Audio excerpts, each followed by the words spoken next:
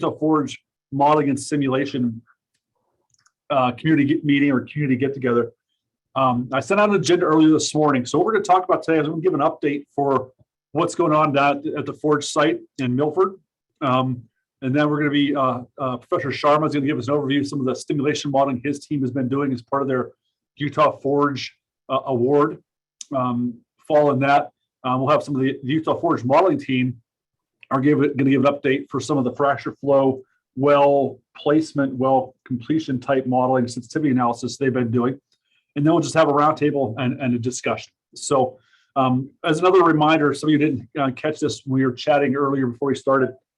When I sent that link off in my reminder, I didn't realize that those links were actually tied to individual people. So if you logged in following that link, if you would please go to the menu or the participant list and find your name or find your account, and please change your name, because if you follow that link, you show up as Rob Podgorny. And there's, I think, five or six Rob Podgornys in the meeting right now. I think there were 7 or 8 before. So I'd appreciate if you would do that just so we know who's here. And with that, I'm going to get started here. So if my machine will cooperate. So there's the agenda. I already went over this. I'm going to keep moving right past it. So really good information I wanted to put out today, and it's hot off the presses. So the stimulation program is underway currently right now. Up as of this morning, 2 stimulation stages have been successfully completed. So if everyone recalls, there was a 3-stage stimulation plan for the bottom or the near toe or of well 16A 7832.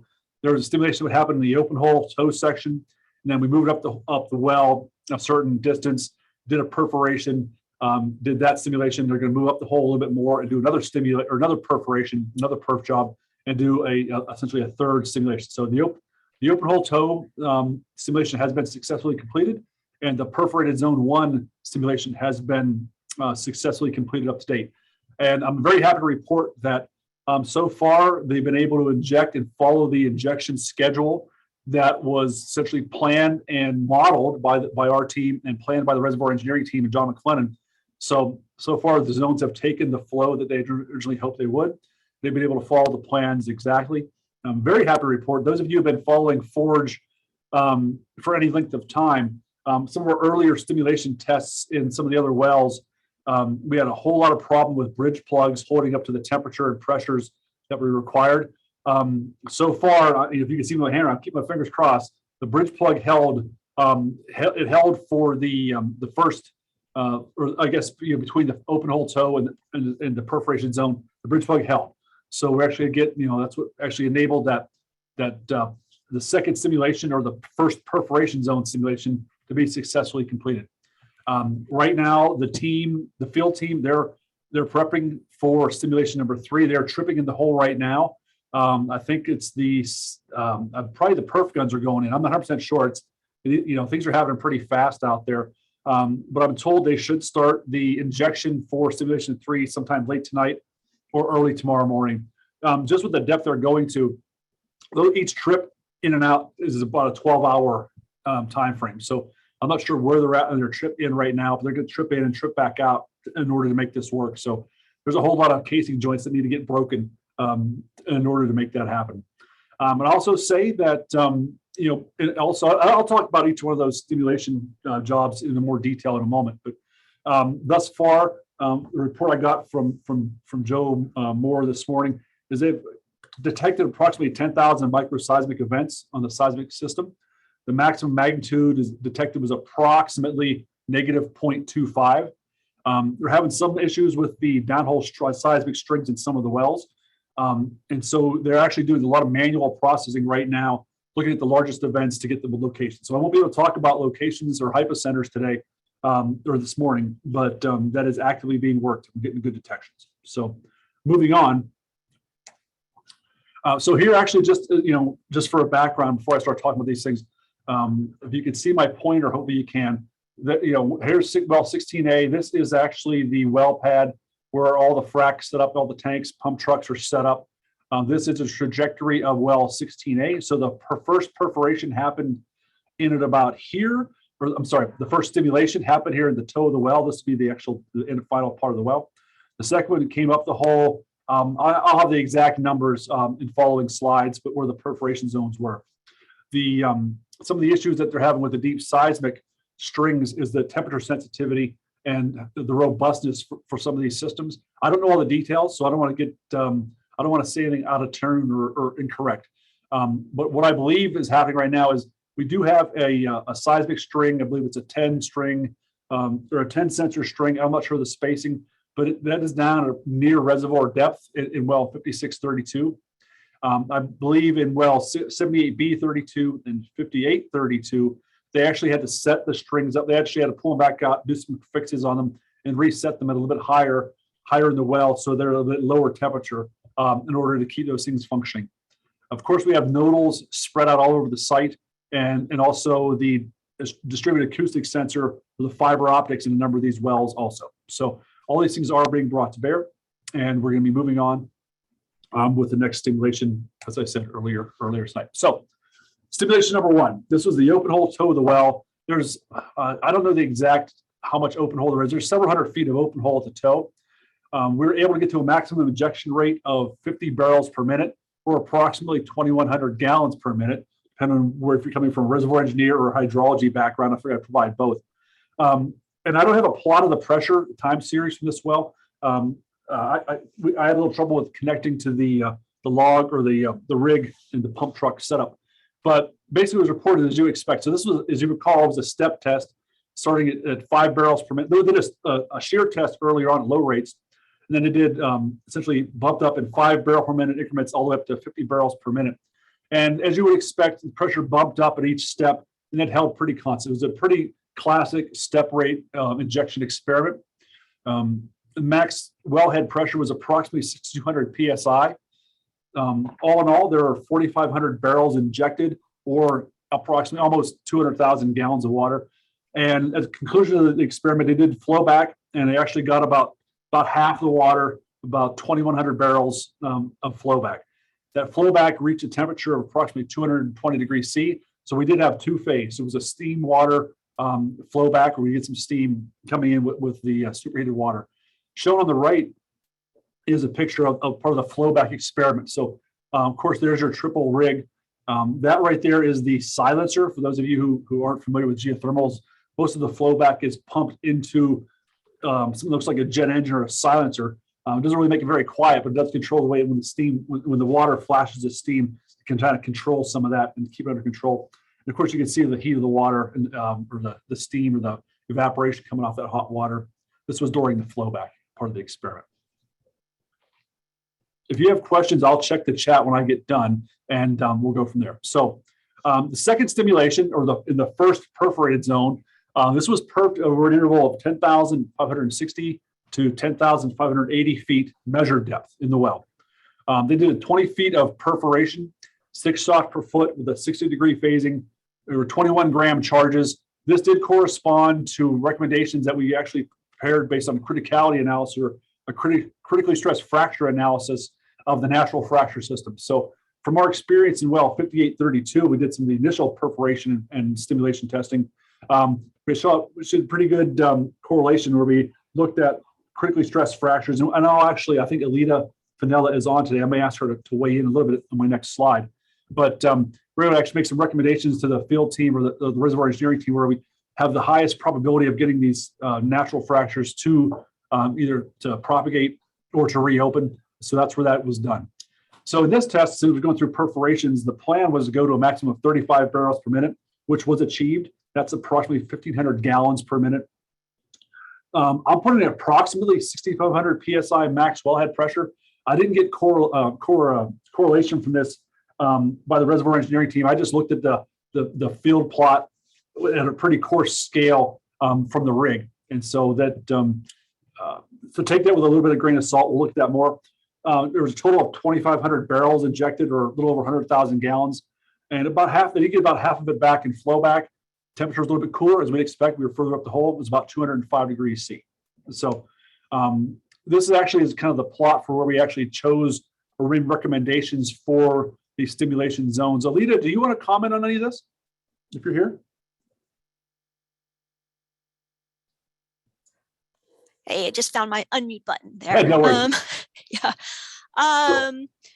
Yeah, so I think what you're seeing with the blue lines, that sort of just looking at the fractures from the FMI log and looking at the more Coulomb stability, as far as I think we were looking at, was that, well, it's sort of the same potential for shear or dilation. They kind of lined up pretty closely on those orientations. So where the little blue line is high, there were probably several fractures that were well oriented to, expected to open up pretty easily with stimulation. And then there were some those yellow bars. That was sort of indications from if you just look at the static FMI data, where it looked like there could be potentially some more weathered or highly fractured or faulted zones that were not being picked up. It was too rough to read them as individual fractures on the log. So we put those there as potential other areas of highly fractured areas. Yeah. Thank you. So, so here's the open hole section of the well. This is measured depth along the bottom. So this open hole is where that first stimulation occurred.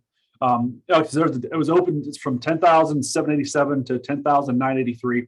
So yeah, it's close, about 200 feet. So the perforation, the first perforation zone did happen here. I think they are planning to do it at the next perforation will happen here at 10,225 to 10,245.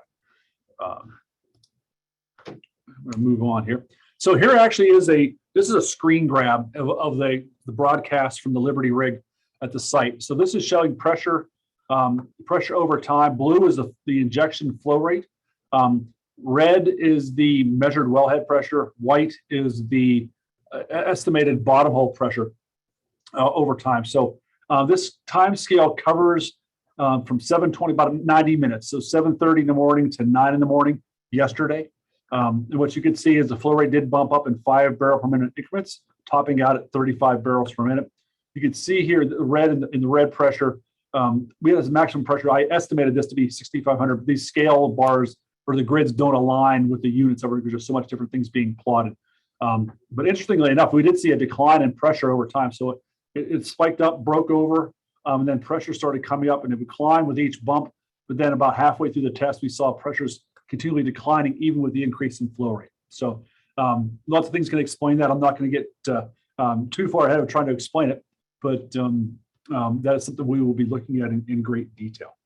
So that is my last slide. That is the update for the field. I can pull up here and see if there's any chat or any questions. If there are, you can post them into the chat. Otherwise, I think I will hand this off to Mukul if you want to talk about some of your simulation modeling. Sure. Any questions that you see in the chat? No questions. All up. Okay. Can you show zone 1 results? That's funny. It's a question from me to myself. Zone 1 result. I do not have a pressure time series for zone 1. I apologize. They broadcast these things just live in real time. And with so many things happening at the field, I wasn't actually able to watch it because I was on business travel and I just got back late last night. So I don't have it.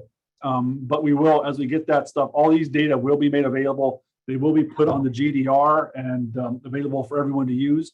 I don't want to promise a timeline for that or a time frame, but I will say it will be available. So check back in here as we go. Other questions, or that answered the question that was there. I hope it did. If not, you can actually just come in and post and ask more, or come off mute and ask if you like.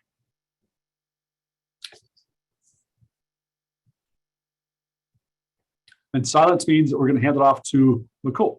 Thank you, sir. Can you see my screen? Yes, sir.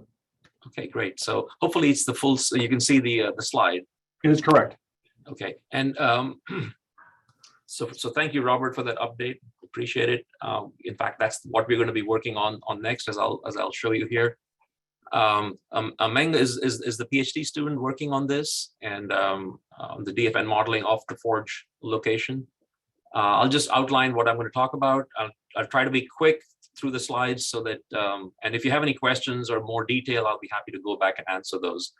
We'll talk about how to build this discrete traction network, the data available through your efforts over the last few years, and then some realizations of the DFN for the 16A well, and so forth. I'll walk you through this.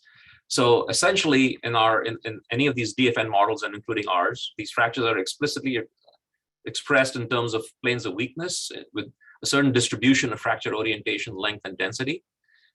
We have actually used two different DFN models. The 2019 DFN model was based on the data from this pilot well, as you all know, and the 2021 DFN model incorporates data from two of the newer wells. And so we have used the 2021 updated DFN model data that you all had collected from the site. So this has been extremely useful in terms of how we actually did this. So compared to the 2019 DFN model, an additional set of orientations, set 4, was added, and so we've included that in terms of the percentages, the dip, the strike, etc. for these fractures. We've used this interpretation of the data to build our DFN model, and we've used both log normal and power law distributions from the FMI. We've used essentially the power law distribution allows us to set a minimum value for the fracture size. I think where Robert's work used 10 meters for the reservoir scale model and 1 meter for the well scale model. And correct me if I'm wrong, Robert, but that's what we saw from your papers. And then there were other models that were done with this as well. An exponent index of 3.2 based on prior work, and 2.6 are suggested, for these two different for these scales. And this is figures from these previous work from the previous work published in 2021 that we used. And then we also looked at fracture density, the P10, P90, the number of fractures per unit length, the volumetric fracture density, etc. that was used, again from prior work, and used all of this information as consistently as we could to build our DFN model. So using all of this outcrop log and core data, which was interpreted by previous investigators in this group, we built our DFN model, and the procedure for doing this can be found in one of our recent papers that we published in the hydraulic fracturing test site, as well as in a previous one. The 2018 paper that we have actually has this building the DFN model for the hydraulic fracturing test site number 1, which is what DOE had funded back then. And the 2022 is for the hydraulic fracturing test site number 2, both in West Texas in shales. So both of these papers outline exactly how the DFN model is built and how we use the distribution of lengths and fracture density and fracture orientation, etc., to come up with the DFN model. And we check these models out by essentially running synthetic one-dimensional cores and comparing the number and density and orientation of those cores, or the synthetic cores, with actual cores that were taken in both the hydraulic fracturing test site number 1 and also number 2, and make sure that we are at least in agreement with that ground truth. Right. So some of the parameters used for the DFN modeling are shown here. Like I said, 4 sets of fractures with 4 different orientations. 400 meters by 400 meters was the size of the domain that we modeled, with a power law distribution, a maximum length of 100 meters, minimum length of 2 meters, an exponent index of 2.6, and a fracture density of 0.21, which was varied fractures per meter squared. So we then would take this synthetic core through this DFN, and then the synthetic core is then compared with what we saw in what was actually observed in cores. So this is the 4 sets of natural fractures. This is a top view, and this is a side view of that, of how a wellbore would intersect these natural fractures. And then we took all of these cores, these sets of 13 sets of synthetic cores through the DFN, and we compared these sets in terms of what the dimension number of intersections was for set number 1, set number 2, set number 3, set number 4 at different orientations, and all the sets. And the statistics for these agree well with the actual core and FMI measurements that were done by this group earlier on. So we just want to confirm that what we're doing statistically is consistent with the data. Once we do this, we can then start to create hydraulic fractures within this DFN. And so you can choose the number of perforation clusters. In this particular case, there are 3 clusters of perforations shown, and you can begin to grow these hydraulic fractures through the natural fraction network and generate these hydraulic fraction networks in this DFN. So this is a picture of what the hydraulic fraction network would look like for 3 sets of fractures that are growing from three clusters. And you can see that there's natural fractures marked in gray. These are the pre-existing natural fractures, and then the red ones are the ones that are hydraulic fractures created that intersect these natural fractures. And of course, the interaction between the hydraulic fractures and natural fractures are taken into account. They can either go through them or they can be diverted by them and so forth. And the details of those interactions, I don't have time to go through, but they're in the papers that I will show you here, that I'll give you a list of references here in a minute. So one can look at the formation of these hydraulic fraction networks, and we've identified 3 different types of natural fractures. One that is the backbone fraction. The backbone fraction of for example, if you have a wellbore the injection wellbore here and the production wellbore here, the backbone fractures are the fractures that connect the injector to the producer through a connected flowing fracture. The other ones, which are dead end fractures, what we call dead end fractures, are fractures that have one end of the fracture that ends in the matrix. So they don't actually flow fluid through them directly. And of course, the most important ones are the ones that are the backbone set of these fractures that are created. And then the third category of fractures is isolated fractures, fractures that are essentially isolated from the hydraulic fractures and are not connected to either wellbore. And we're in the process of actually organizing all of this. We published some papers on this, and I'll show you. We can do this in 2D and we can do it in 3D. And so one can see how these fractures would grow, how the fractures would interact with the natural fractures as well as with each other, and what kind of stress interference you might get with these, and what kind of how they avoid each other because of the stress shadow associated with them, and so forth. So one can actually do these for different number of clusters and different geometry of the fractures and so forth. So the final geometry of the fracture network after the fracture growth in a naturally fractured rock is ultimately what we are after, and is what we would like to do for the stimulation treatment that Robert was just describing. So we've actually done this, like I said, for a hypothetical case where you have natural fractures causing variations or deviations from just a planar fracture. But you can always, we have excluded some of the natural fractures that intersect this hydraulic fracture in this figure, which we can also show you all the natural fractures that might intersect this hydraulic fracture that we would call dead end fractures. And if you were to put a production wellbore here, of course, you would have this backbone fracture from this one stage. The other ones would be not connected. And of course, if you place the wellbore closer, you would see better connectivity between these wellbores.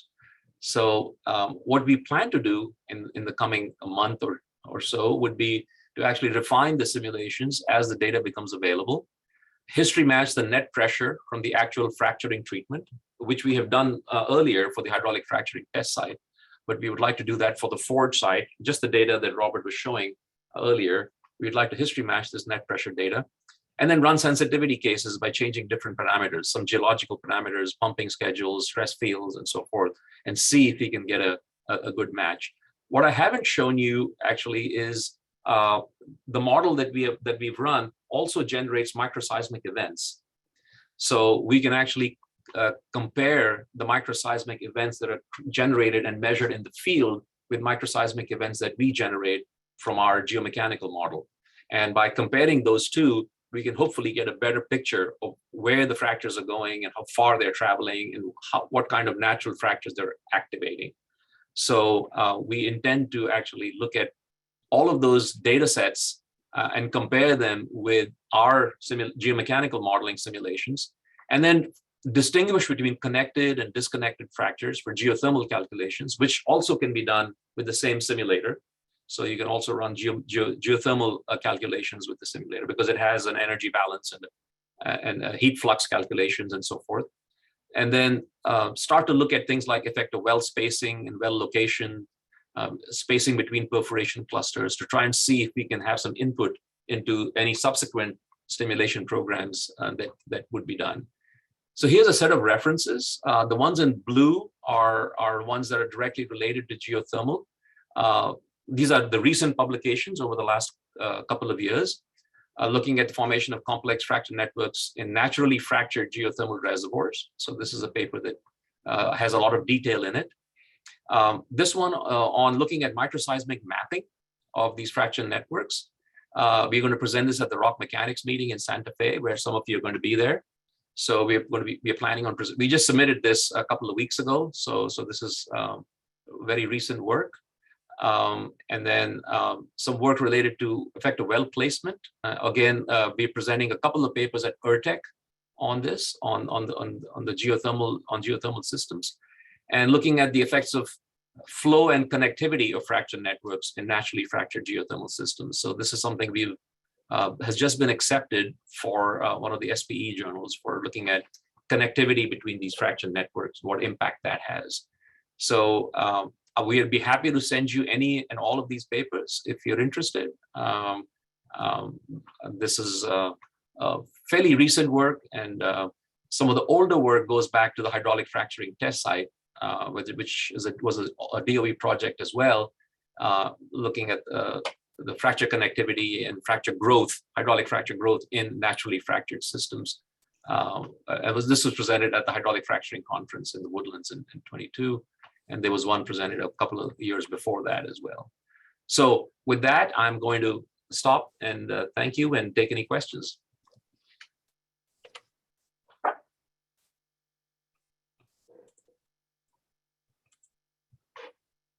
So I hope I've given you sort of a flavor of the kind of things we're doing without getting into too much detail.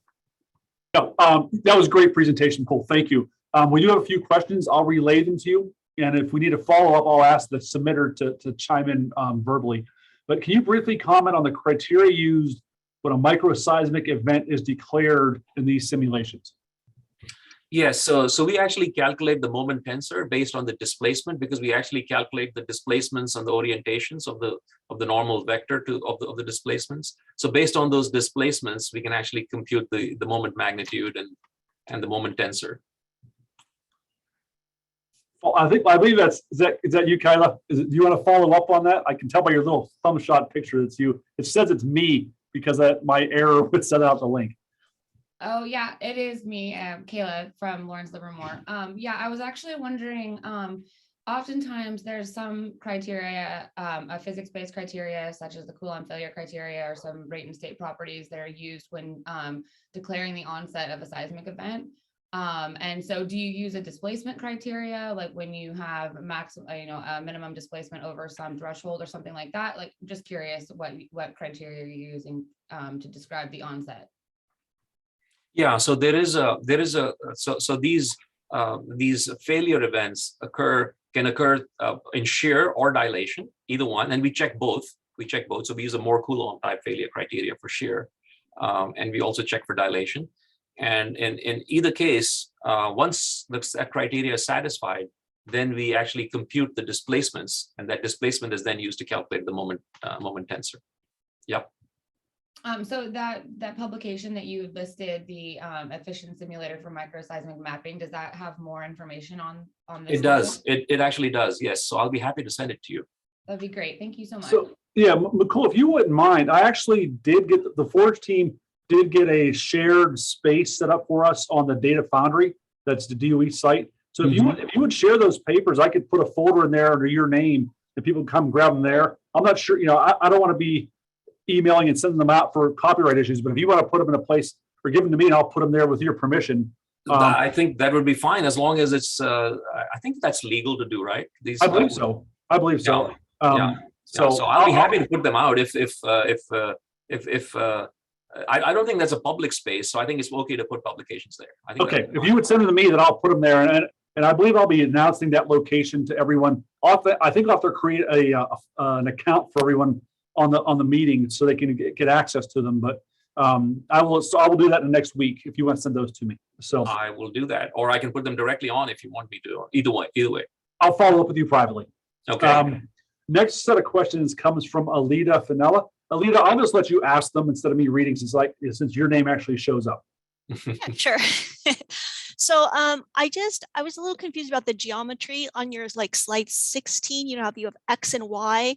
Where's vertical? Like, is vertical one of the X and Y's, or is X and Y lateral directions? X and Y is lateral.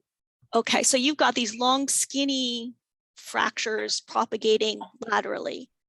So which is not indicative of a magma, a granitic body. So I'm a little confused by just the geometry. Yeah, so one can run these simulations in 2D or in 3D. So if you would like to, if you want to do the fractures propagating in 3D, then what you're talking about is exactly what needs to be done, is exactly how the fracture evolves in 3D. Some of the results I showed you are in 2D, the ones that have a very large number of fractures. Some of the results I showed you are in 3D, and you can actually see them propagating vertically as well as laterally. But you're right. When one needs to put in the geometry of these fractures really in 3D, if you want to get a good picture of what might be happening in a granitic rock.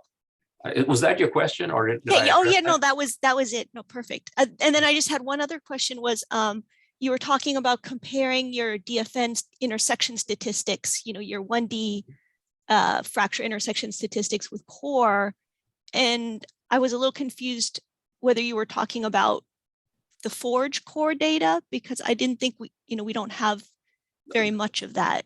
It's actually the FMI more than anything. Oh, okay. So you're Yeah. using the FMI statistics. There. Right. Okay. FMI I see. statistics, yes. But if we had core data, then we would certainly be able to use it, which we did for the hydraulic fracturing test site, but not here. Yeah. Yeah. All right, Colin Sayers, do you want to ask your question? Please do. Yeah, hi. Yeah, my question is about the fracture statistics. So you have several places in space where you can measure the fracture statistics at the wells. I think you mentioned you were using FMIs. So my question really is, are the fracture statistics spatially invariant? In other words, you get the same statistical distributions at different wells? And if not, how do you propagate the probability distribution functions from one location to another?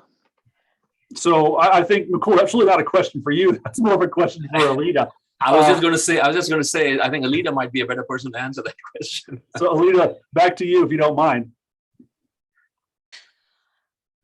So as far as what you're talking about there is the variation in intensity throughout the reservoir. Well, you can describe the fractures by a number of different probability distribution functions. The length distribution function, the orientation distribution function, the density distribution function. So you can measure these distribution functions at different wells from the FMI. Presumably, you would find they would be different in different wells. And so how do you propagate those distribution functions away from the wells into space? Yeah, we haven't been able to come up with sort of a 3D change in those models. So we're using all the data from all the deep wells we have to come up with, yeah. In other words, you're assuming the probability functions are spatially invariant. Yeah, for the most part there. And also, how are you constraining the fracture length distribution function? So we have two data sources for that. So we started out using outcrop data from the nearby mountains, which was very useful. There were some trace length studies in large areas in the mountains that looked to be quite comparable to what we would expect for the same reservoir in the rock. But then I also did a study looking on fracture intersections with the boreholes, looking at sort of really high quality, high definition FMI data, identifying which fractures fully penetrate the borehole and which fractures only partially penetrate the borehole. You can look at those statistics to see about what size populations. It was basically forward modeling, making DFNs with different size populations, showing which ones were consistent with those intersection statistics. So in the use of the outcrop data, I mean, presumably there are fractures that result from stress release due to uplift. Yeah. So Yep. how do you exclude those from fractures you would believe would be present in the subsurface? So we don't know that exactly, but the outcrop data was looking at very large features. So the hope was that, you know, by looking at those large traces, so we're looking at traces in the, you know, tens of meters to hundreds of meters in size, there would be less of the effect of And just then a question that I'm sure Mukul can answer is, you know, in the propagation of the hydraulic fracture, what do you assume about any cementation in the fractures, and what would be the tensile strength that you put in the simulation? Yeah, it is really based on prior experience. We don't have a measurement of that. We don't really have data on the strength of these the degree of mineralization and strength of these joints or these natural fractures. So it is a guess. It is an educated guess, and that's pretty much what it is. And I think that's why looking at the microseismic data and looking at some of the data that is just being collected in the actual stimulation is so important, because we may be way off in terms of our assumptions. And I mean, we do the best we can with the limited data we have, but ultimately it has to be tied down to what kind of microseismic activity you generate when you propagate these hydraulic fractures. And that may give us a clue on the strength of these natural fractures. But so in your simulations, what tensile strength did you assume? I don't remember the number off the top, but I can certainly look it up. I don't remember the number off the top of my head. It would be kind of interesting to do a simulation where you vary the tensile strength and see how that changes the hydraulic fracture geometry. So let me intercept here, Nicole. So Colin, I'm going to have to point you. I'll try to pull a couple of citations, but we've done probably thousands of different runs history matching from our previous stimulation experiments in well 5832, doing just that. So I reported last year that actually we employed high performance computing here at the INL. We took advantage of it. So we used over, I think, 100 million core hours last year doing detailed DFN simulations and either discrete elements or boundary element models, looking at those very things. So we went through a full range of cohesion angles, of cohesion strengths, of rock properties, of stress orientations. And so that's what we actually use to inform and try to help design these stimulation experiments. So the fact that we actually got the pressures we expected, as well as, I wish I had the detailed microseismic to show you from yesterday's stimulation, but I don't. But that would be the last piece that really helped tie that thing together. So yeah, that if you could put the reference in the chat, that would be great. Thanks. I will. I made the follow up by email to the whole group, because I don't have it at hand, and I see the stimulation modeling members of the team aren't on today. So, but I will share that off with everybody in the group.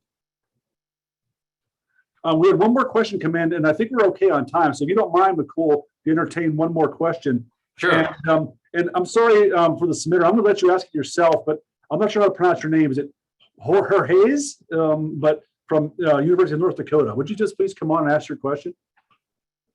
Oh yeah, hi Dr. Rocha. Afternoon, everyone. Just my question is a quick question. Have you seen in your models, but you know that producer wells, they are open hole wells. The completion is open hole. How will be the model you are going to include DFN, the DFN model in the reservoir, because it will be different with the hydraulic fracturing wells, because the injector wells will be fractured but the producer wells can be only completed by open hole. The difference, when you are including the DFN, did you see any difference, or what do you think about that? Thank you. So cool. Allow me to take this. I think because actually what you just did was you just teed up the next presentation. So I will correct you though. There's no preset assumption that the production well will be open hole. We actually are looking through, and actually I'm going to be looking for the members on this call right here for input of how to design and complete that production. I'm going to use plural, production wells, because we're also looking at a plug-in perf completion, looking at perhaps limited entry scenarios to help balance the flow. I would say open hole is probably not all that likely, because we'll have to have so much tripping in and out of these holes for all the experiments that there is a worry for hole stability, especially if we're doing a lot of different pumping tests. So there's a worry there, but there is a valid reasons to think about open hole. And unless you have a comment on that, McCool, I'm going to actually hand it off to Sam Duapala, who's going to talk about exactly flow coming out of different well completions. Yeah, no, I'll just briefly comment and say that if you do have an open hole completion, one can certainly model it. So one can model cased hole, one can model open hole by taking into account the natural fractures that intersect an open hole completion. So that can be done. But I think there is still some discussion about whether it should be open hole or cased hole. And I suspect it's probably going to end up being a cased hole completion for the production well as well. Thank you, sir. And you're muted. You're muted. Oh, sorry. Yeah, because the idea is to provide hydro sharing and to know what happened, how we are going to connect with the natural fractures. But we need to investigate more about that. Yeah, thank you so much. All right. I am going to hand it off for the sake of time. And there is no rush. I think we have the room. It's for another 9 or 45 minutes. So Sam, Lynn, I'm going to hand this off to my colleagues here from the INL who've been doing some of this. Well, I'll let you guys introduce yourselves. And you are we're not seeing the full presentation mode, whoever's sharing that screen. Is this? Now we are. Hey, Rob. Okay. Thank you. So, yeah. So this is work that I'm Lynn Monday, and Sam will. I'll just set this up for what Sam is going to talk about this optimal well completion, and this is work that we're done with Alita at Golder, and then also Itasca has done the stimulation work, and then at INL we're doing a lot of the model and simulation development for this.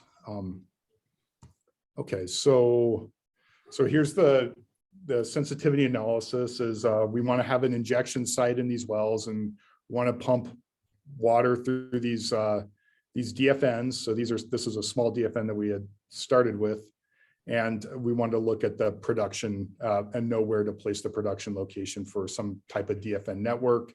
And we'd like to do it for some type of, I guess, maybe open hole or have several production points based on a trace through that, and then optimize, I guess, maybe the location of that trace of production points through the well to maximize the energy output. And so this was a simple DFN that we had started with, but Alita has given us a much more complicated one. And so to begin with, we just wanted to look at how long it takes for us to just simulate this with Darcy flow. If we assume an injection point at the bottom and a production point at the top, just looking at getting the simulation set up so that we can run kind of a 2-component Darcy flow simulation. So these meshes that Alita has created for us are, she's meshed them. They're available in several formats. We're using an Exodus format. All of the fracture networks are connected. So the mesh is continuous, and we can model the flow through the entire network. And so this is just showing the close-up of the mesh around the injection point. And this is just a movie, and you see in the top is kind of how long the simulation is running for. This is using 2-component Darcy flows. So we're just looking at a tracer. This is the mass fraction of the tracer as it moves through the fracture network. And so this is a movie that the time steps aren't all the same. The time steps get larger towards the end. So this is what Sam will start with when he's doing his optimization to look at where he's going to place this production site. And he's actually going to inject fluid from the center of it and look at the location of the production. So move on to Sam's portion. Yeah, thanks, Lynn. So as Lynn explained, we are taking this full DFN model and we're trying to optimize the location of the production so that we get as much energy output from the system as possible. So let me interrupt for 1 second. I'm sorry. Just for clarity, so the DFN model that Sam is using is the output from the base case DFN or the stimulation model that was performed by Itasca, and so basically they just took the native state DFN that was prepared by Alita and Golder, and they did a stimulation there. So we pulled out all the fractures that were impacted by the stimulation, and handed those back in. So what we're looking at here is a somewhat impacted or a stimulated fracture network based off of our base case simulation for the stimulation in the toe of 16A. So that is one case, one of the sensitivity runs, but it's the base case that we compared everything else against. So I interrupt, so I just want to set the case so it's clear that we know what we're working from. Could I just ask a question though? This DFN looks much more heterogeneous than the one in the previous presentation. Is that correct? I mean, this seems to have more holes, whereas the previous one seemed to have more homogeneous statistics. Is that just an optical illusion, or is that correct? Well, I can't comment too much on the DFN that Professor Sharma used, but I would say I would almost be willing to bet they are statistically equivalent because they're both based off of the 4 sets of fractures and their percentages, but the stimulation method and how they're represented in this numerical simulation is considerably different. So this is essentially coming from the Excite code that is an Itasca product. And it's fairly, essentially they've been working on this for quite a long time. I don't know, the full details of Professor Sharma's, but I think in the end we might see something very similar as both of these things mature. Well, and Rob, I think Alita removed all of the fractures that aren't connected. Correct. So maybe that might. That's true. Yeah. Okay. I don't know. Yeah, I think that's a good important point, because I think this shows the fractures through which the flow is occurring. Is that correct? Or that is correct. Yeah. So there may be a lot more fractures around that are not being shown here. So that's correct. Yeah. But you can, in the previous slide, you can see the flow isn't, it doesn't just homogeneously move through it. There are like kind of. So if you want to leave it here for 1 second, I'll comment a little bit. So it's leave it on that previous slide. Thank you. So in this slide right here, essentially the threshold for keeping a fracture in the mesh or for the further analysis was essentially the stimulation was injected in the very center of this domain. And if we saw, I believe it was a 2 micron change a potential fracture rupture during injection. So even if it was just pressure connected and sort of a little bit of dilation, we kept it. Everything else was pulled out and screened out as being disconnected or not part of the active fracture network. But once you start adding, an injection and extraction point, essentially that changes how essentially, if you showed pressure on this plot during injection, probably the whole thing would pressurize up to some degree, but the active flow path is somewhat limited and to what connects from point A to point B. I'll stop interrupting. Actually, I'll keep interrupting if I need to, but I'll try not to anymore. I'm sorry. Go ahead, Sam. Yeah, thanks, Rob, Lynn. So on the left-hand side, we see our DFN mesh. And for optimizing the production location, we assume that the injection will be right at the center of the mesh. And on the right-hand side, these plots show our optimization objective. We are actually interested in the mass fraction with respect to time at the production locations, and more specifically, the area underneath the mass fraction curve with respect to time. So there are 2 plots. The red plot shows a case where the production location is very close to the injection location. And in this case, we see that the mass fraction very rapidly reaches 1 as time increases. So the area underneath the curve will be very large in this case. But on the contrary, the blue plot shows a different case where the production location is placed a little bit farther away from the injection. And in this case, we see that the mass fraction is increasing less rapidly with respect to time. So we would likely prefer the blue plot over the red plot because we want the fluid to travel as long as a distance as possible over these fracture planes. So that would give us more energy output from the system.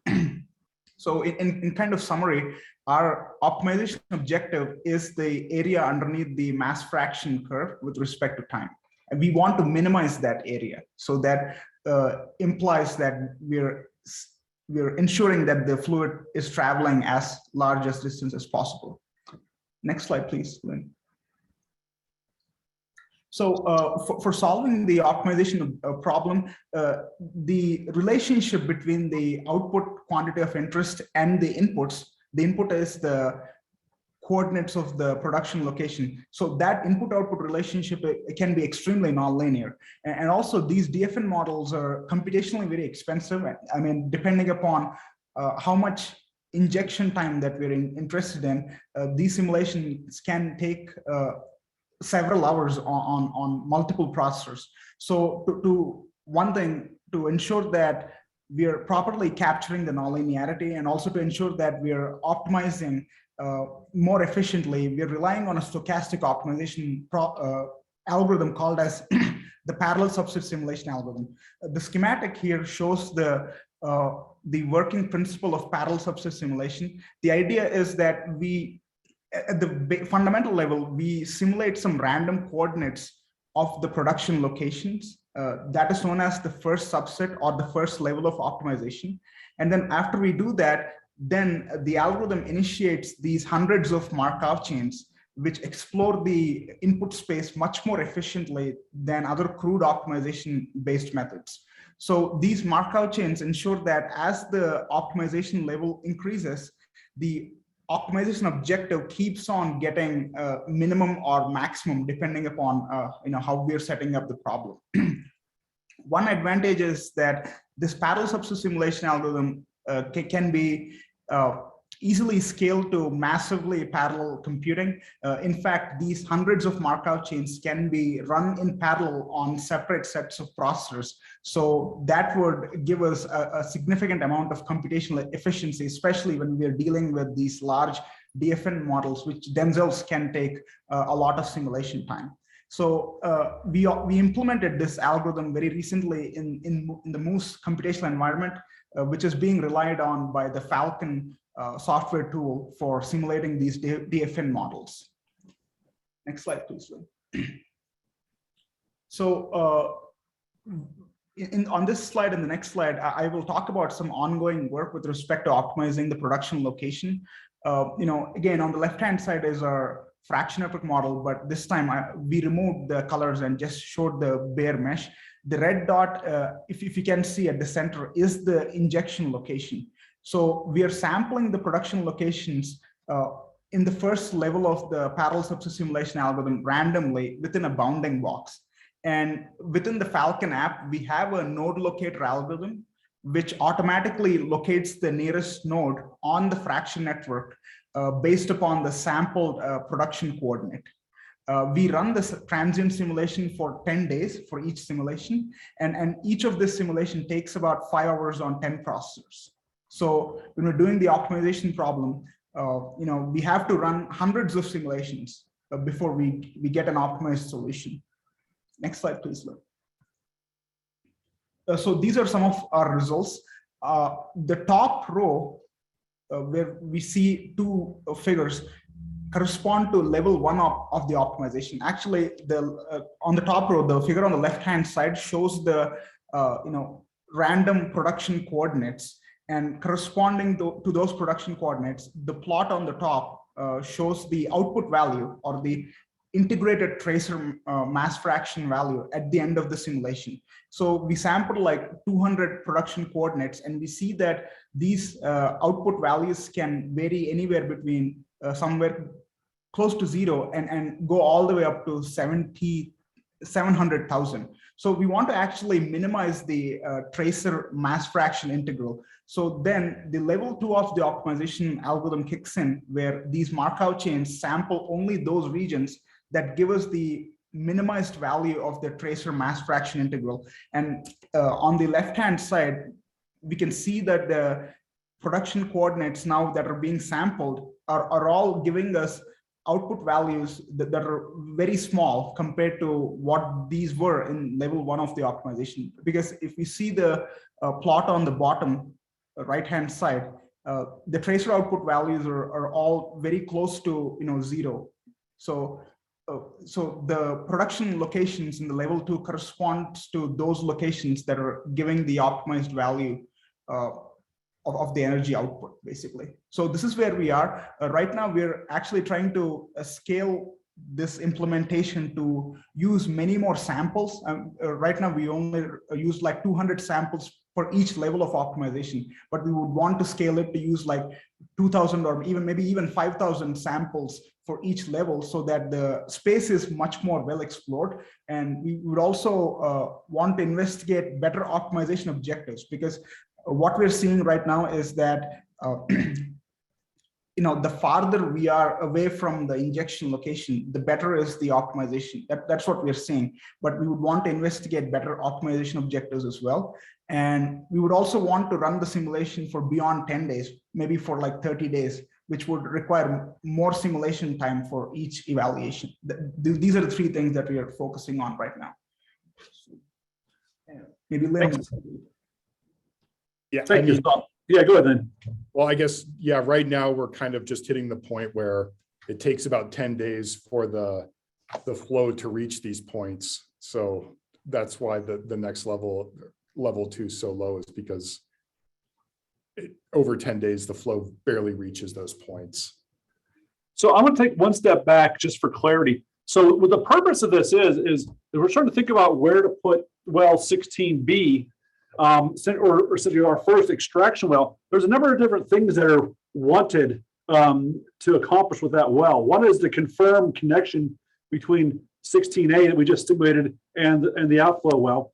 But also we have to try to think about how we try to maximize and do it so there's a short-term goal of confirming connection and being able to do that with a short amount of time. There's also a longer-term goal is to do longer-term heat transfer, heat recovery, heat mining as sustainability between the 2 wells. And so those things are necessarily very well connected. If we want to do a short-term tracer test and have response, but then also be able to use the same well for long-term flow and heat recovery, that may or may not work together. So the goal of what Sam and Lynn are doing here, based on the simulation results for the first stimulation, essentially just build this framework. We can evaluate potentially thousands of potential well completion options, where that extraction well would actually, in this case, function as an open hole, which gets back to your question that came up earlier. So essentially, the extraction can be looked at as a series of along a ray trace or a line, which will represent the extraction well, and extraction from each fracture that it intersects. It could be formulated essentially using a Pieceman type formulation. So we have essentially a weighted or a summation of flow that come out of all those different fractures that actually will have some path dependent sensitivity based on the cooling history and based on the flow and the pressure for pore elasticity and thermal elasticity. There's a lot that goes into this. Right now, we're just kind of getting the base of it set up. And once we get the hopefully get the microseismic hypocenters, we'll have a lot better to constrain that DFN that we're using. We'll actually use this for pure production modeling. We'll actually make recommendations for 16B. I'm hoping to actually be able to share these things over the next few months. To one is help design some flow through long and short-term flow through experiments at the site that we're going to rely on a lot of this modeling teams to do. And also then to talk about completion options is how we can do this and have it most for the long-term sustainability. I'm rambling here. I realize that. I'll open up if there's any questions, any general questions for this or any overall discussion. I think we'll get to the end of the agenda right now. So questions for Lynn or Sam or myself about this or anything else in general. I think a good chunk of the Forge team is here to answer questions. If not, I'll thank everyone for coming today. So the floor is open.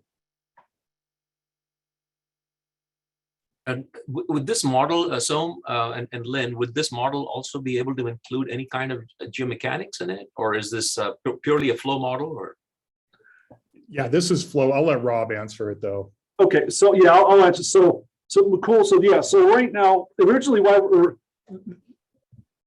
on our first testing of this, actually, we wanted to simplify it so we could just look at flow through the fractures and do heat and mass exchange, or energy and mass exchange with the surrounding matrix. So that, but all those things add computational time. So we're trying to do, essentially tens of thousands of runs here to get some potential high probability or high promise completions.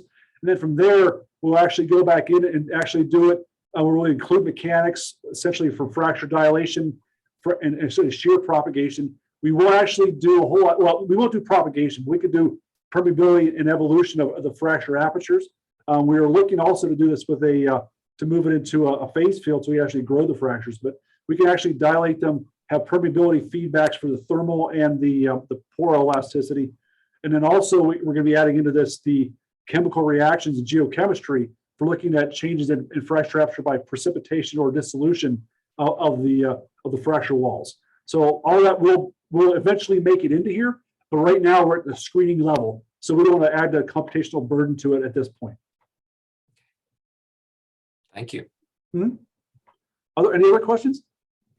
Yeah, I have a question. Colin Sayers again. So, so for the proposed production, you're not going to rely on natural fractures intersecting the wellbore, is that correct? You're going to actually propagate a fracture away from the well, is that correct?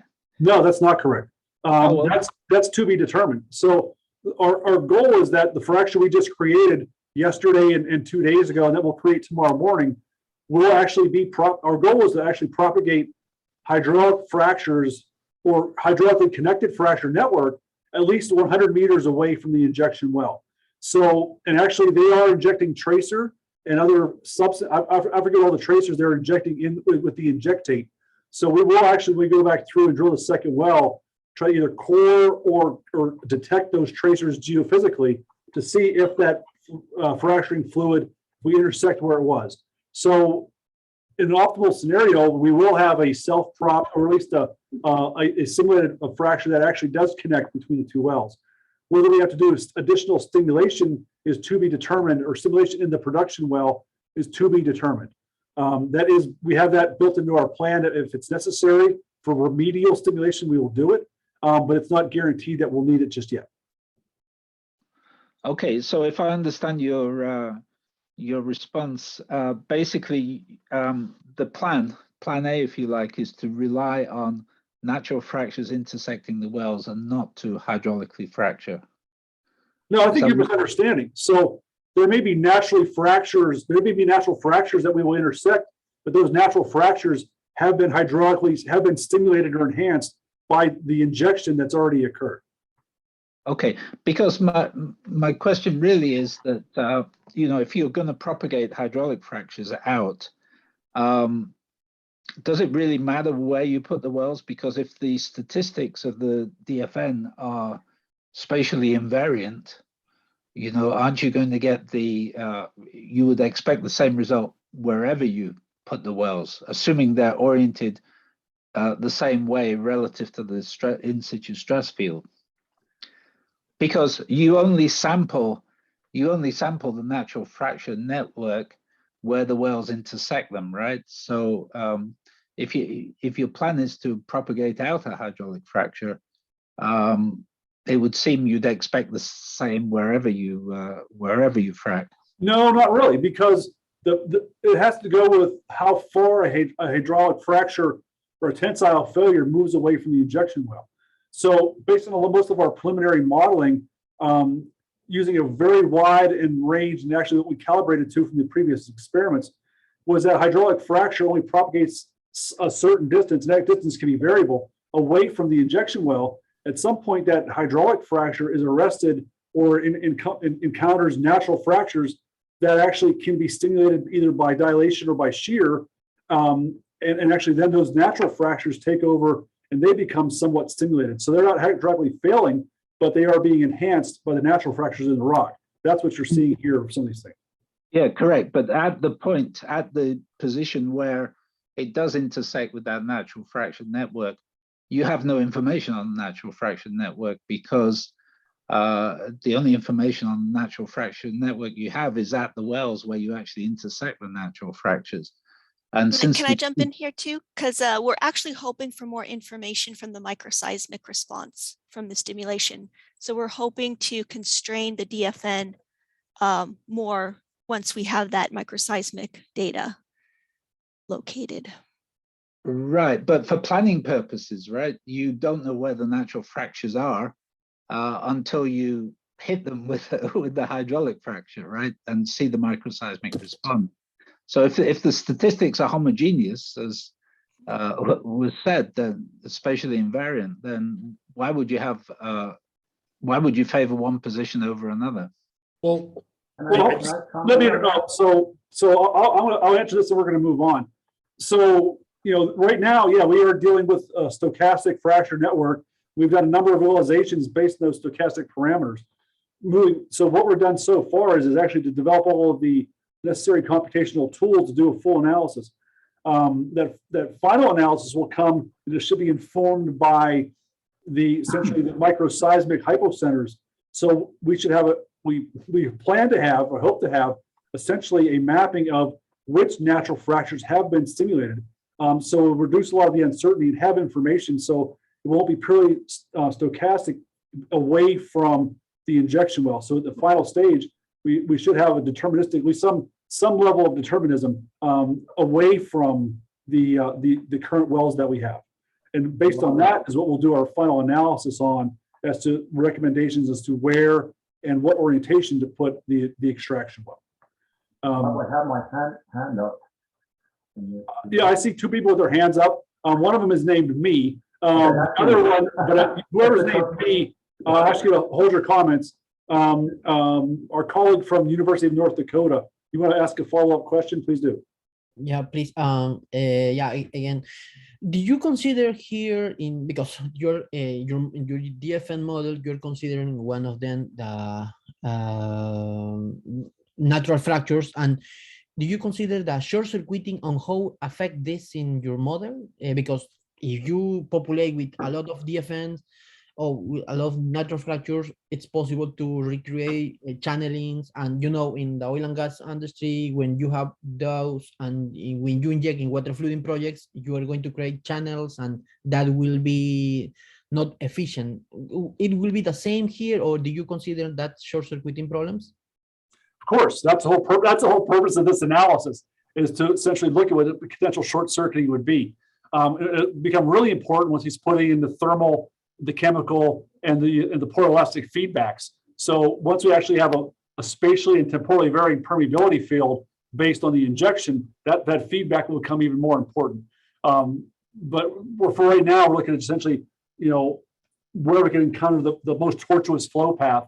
And then we can actually look at mitigation and operational things to help avoid short circuiting or short circuiting the flow paths. There's going to have to be an operational parameter here, which argues as to why we may want to have essentially a plug-in perf completion on the extraction well, or have potential sliding sleeves or some way to control outflow so we can actually avoid any short circuit or shut off a short circuit flow path that would otherwise get us, essentially a quicker thermal breakthrough. Okay, great. Okay, so the other question here, the hand up, I'm not sure who it is. It's showing as me, but if you would identify yourself and then ask your question. Yeah, it's me. Can you hear me or not? We can hear you. We can't hear you very well. You sound very muffled and far away from your microphone, but we can hear you. Maybe the mic is not, is it getting better? No. No? You can try typing your question or just speak it. And if we can't understand, I'll ask you to type it.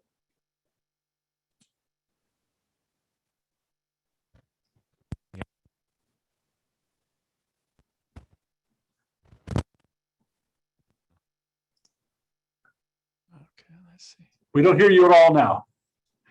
Well, I'm going to have to get closer to this computer. Maybe it will improve the quality of the sound. My microphone. Oh, is that a Mod Gosmi I'm hearing?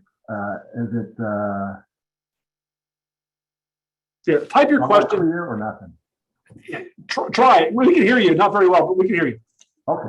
So just Two comments. One is that the statistics being homogeneous doesn't mean that the permeability structure is going to be homogeneous. In fact, our equivalent permeability calculations we presented in the Stanford paper, this past Stanford geothermal workshop, shows that if you put the well bore parallel to the injector on the west side, you get better circulation potential. Now, this is only based on equivalent permeability calculations of the DFN, not explicit DFN modeling. So it does make a difference where you put that.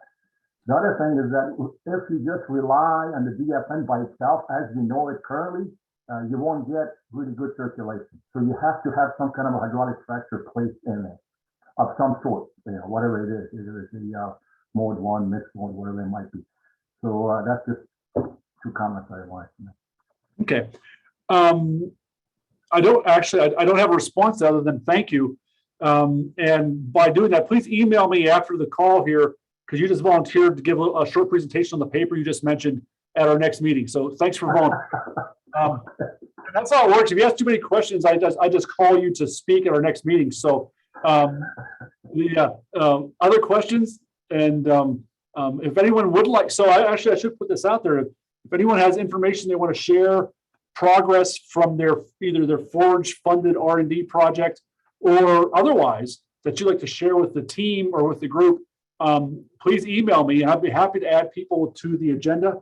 The only thing I ask for is no presentations that are shameless self-promotion for your work or your simulation codes or something along those lines. But if it's Forge relevant or EGS relevant and can be used for the site, you're more than welcome to share your results with us or your processes. So if there's no other questions, I think we can adjourn. But I'll just leave the floor open for another few seconds to let people ask questions if they have it.